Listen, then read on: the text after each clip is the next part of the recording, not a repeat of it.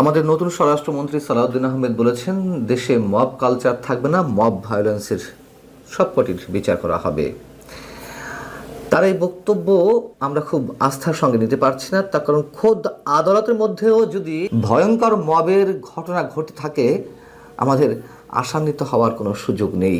বরিশালের অতিরিক্ত chief metropolitan ম্যাজিস্ট্রেটের আদালতের ইজলাস কক্ষে যা ঘটলো বুধবার, এটিকে নজিরবিহীন বলবো না, অনেক অনেক বেশি ভয়ঙ্কর একটি দৃষ্টান্ত যে স্থাপিত হলো সেটি বলতে পারি। বিচারক শুনানি করছিলেন, ঠিক সেই সময় সন্ত্রাসী স্টাইলে ইজলাস কক্ষে ঢুকে পড়লেন। মুহূর্তের মধ্যে তারা ভাঙচুর করলেন, বিচারককে থ্রেট করলেন, আঙুল উঁচিয়ে একটা নির্দেশনা তারা দিতে থাকলেন। ধরনের একটি ভিডিও ভাইরাল হয়েছে সারা দেশে। ঘটনাটি কি জন্য ঘটেছে?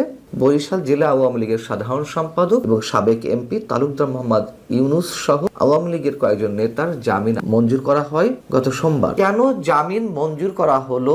রাজনৈতিক কার্যক্রম নিষিদ্ধ থাকা দল আওয়ামী লীগের নেতাদের, এর প্রতিবাদে তারা মঙ্গলবার দুপুরের আগে চিফ মেট্রোপলিটন আদালত এবং অতিরিক্ত চিফ মেট্রোপলিটন আদালতের কার্যক্রম বর্জন করেন। তারা বিক্ষোভ প্রদর্শন করতে থাকেন। আওয়ামী লীগ নেতাদের জামিন মঞ্জুর করা হয়েছে তা বাতিলের দাবি জানাতে থাকে। যখন তারা শুনতে পেলেন যে না, আদালতের কার্যক্রম চলছে, যেটি জানা গেছে যে বরিশাল জেলা আইনজীবী সমিতির সভাপতির নেতৃত্বে একদল আইনজীবী অতিরিক্ত chief metropolitan magistrate SM. Shariatullah ইজলাসে ঢুকে এই কাণ্ডটি ঘটান। আদালত কক্ষের যে ভেজানো দরজা ছিল সেটি খুলে চিৎকার করতে করতে ভিতরে ঢুকে আইনজীবী সমিতির সভাপতির পেছনে আরো বেশ কয়েকজন আইনজীবী তারা ইজলাসে ঢুকে সেখানে বসার জন্য যে বেঞ্চগুলো সেগুলো তো লাথি দিতে থাকেন, কেউ কেউ সেগুলো উপরে তুলে আছাড় মারতে থাকেন এবং আইনজীবী সমিতির সভাপতি সম্ভবত তিনি বিচারকের সামনে গিয়ে আঙ্গুল উঁচিয়ে থ্রেট করতে থাকেন, চিৎকার করতে থাকেন।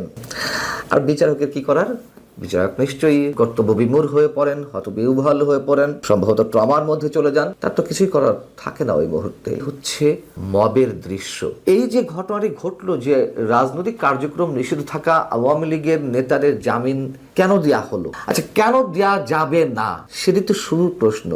তার পরের প্রশ্নটাও যদি করি, আওয়ামী লীগ নেতাদের কি এই প্রথম কোনো জামিন মঞ্জুর করা হলো দেশের কোনো আদালতে? আমি তথ্য প্রমাণ দিয়ে হাজির করতে পারি যে বিএনপি পন্থী আইনজীবীরা এই জামিনের বিরোধিতা করছেন, এই বিএনপি পন্থী আইনজীবীদের অনেকেই তো মোটা অঙ্কের টাকা নিয়ে কন্ট্রাক্টে গিয়ে তারা জামিন করিয়েছেন আওয়ামী লীগের কোনো কোনো নেতার, মোটা অঙ্কের টাকার বিনিময়ে। এরকম দৃষ্টান্ত যদি তুলে ধরা যায় কি হবে?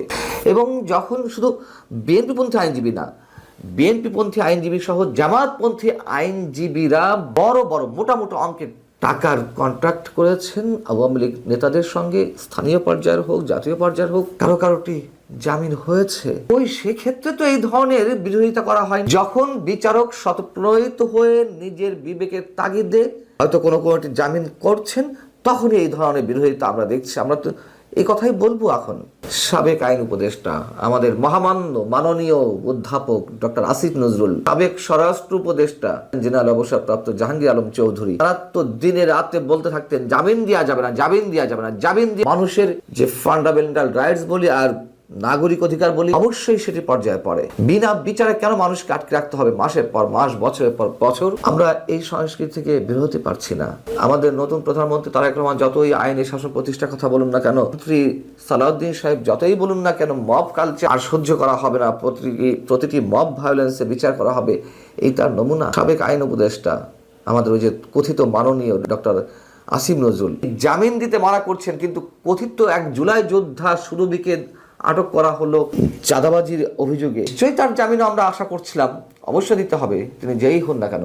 কিন্তু তার যখন রিমান্ড আবেদন মঞ্জুর হলো,